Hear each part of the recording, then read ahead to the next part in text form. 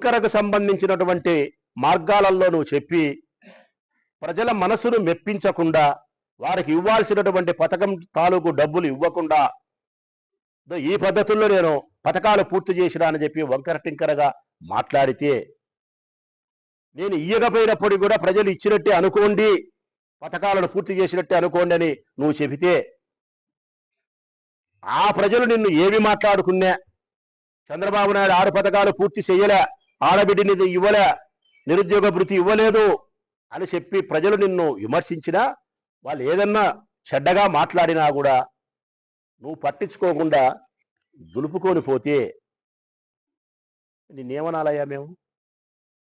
పథకాలను పూర్తి చేసిన తర్వాత మాట్లాడితే మా నాలుక మందం, పథకాలు పూర్తి చేయకుండా నీ ఇష్టం వచ్చినట్టు నువ్వు చెప్పి ప్రజలు ఏం మాట్లాడి నువ్వు పట్టించుకోకుండా పోతే నీ శర్మం మందం అనుకోవాలి మేము.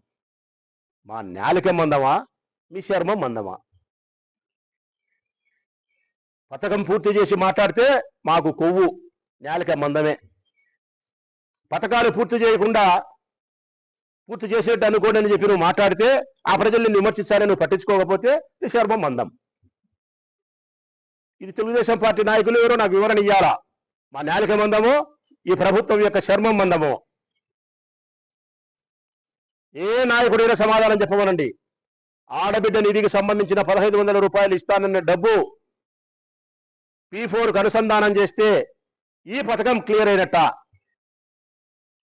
నిరుద్యోగ వృత్తికి సంబంధించిన పథకాన్ని స్కిల్ డెవలప్మెంట్కు నువ్వు అనుసంధానం చేసి పథకం క్లియర్ చేసినారంటే చేసినట్ట.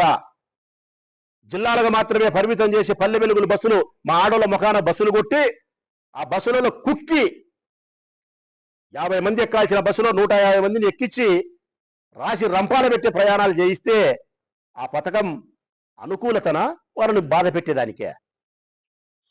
26,000 రూపాయలు రైతుకి ఇస్తామని చెప్పి 6,000 రూపాయలు ఈరోజు ఎగరగొట్టి 20,000 ఇచ్చే క్రమంలో అది కూడా ఒక సంవత్సరం ఎగరగొట్టి ఆ 20,000 రూపాయలు కూడా 3 విడతలుగా ఇచ్చే క్రమంలో సక్రమైన పద్ధతి.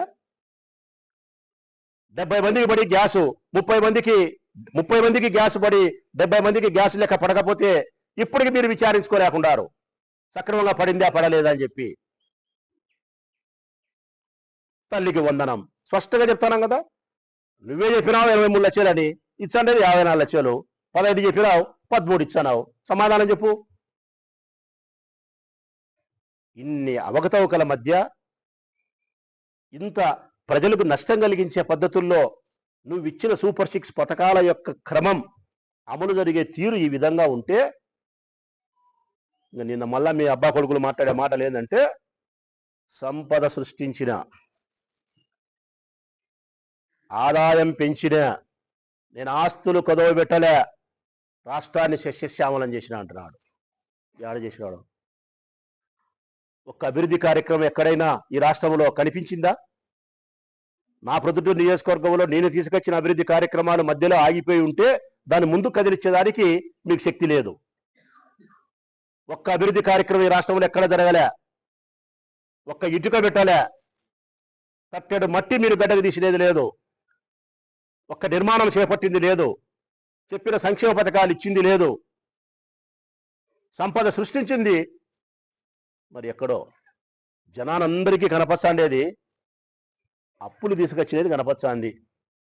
1,70,000 కోట్ల రూపాయలు ఈ సంవత్సర కాలంలో మీరు అప్పు చేసినది కనపస్తాంది. ఈ రాష్ట్రంలో కనిపిస్తాండేది ఏంటంటే అప్పులు. ఈ రాష్ట్రంలో కనిపిస్తాండేది ఏంటంటే 14, 12, 11, 8, 6 సంవత్సరాల పిల్లల పైన మానభంగం చేసి హత్యలు. సంవత్సర కాలంలో 188 మంది మహిళల పైన అఘాయిత్యాలు జరిగినాయి. 188. అందులో 15 మంది చిన్న పిల్లల పైన రేప్ చేసి చంపేసినారు. 15 మర్డర్లు చిన్నపిల్లల పైన. ఈ రాష్ట్రంలో శాంతి భద్రతలు ఉన్నాయా? ఈ రాష్ట్రంలో స్త్రీ మానానికి రక్షణ ఉందా?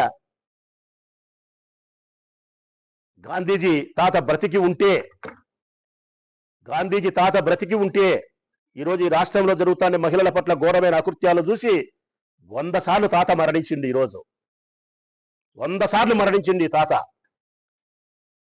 ఏ స్త్రీ అయితే అర్ధరాత్రి రోడ్డు పైన నిర్భయంగా నడవగలుగుతుందో ఆ రోజే నా దేశానికి స్వాతంత్రం వచ్చినట్టు అని చెప్పినాడు గాంధీ తాత. కానీ ఈ రాష్ట్రంలో పట్టపగలు 8 సంవత్సరాల పిల్లలు సైతం